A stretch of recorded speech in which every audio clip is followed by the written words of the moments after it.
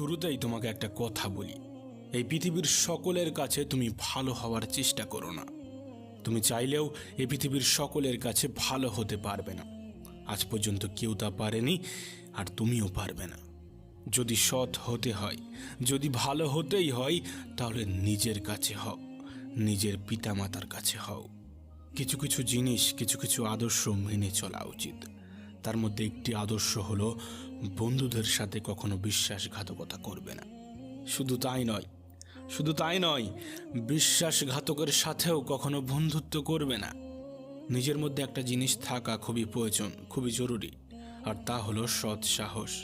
যদি ভুলকে ভুল এবং ঠিককে ঠিক বলার সাহস তোমার মধ্যে না থাকে, তাহলে তোমার মধ্যে সৎ সাহস এবং ক্ষমতা কোনোটাই নেই। তোমার সাথে তোমার রবের সম্পর্ক সব থেকে বেশি গভীর হওয়া উচিত। এই পৃথিবীতে এমন একটা সম্পর্ক থাকা অত্যন্ত জরুরি, যার সাথে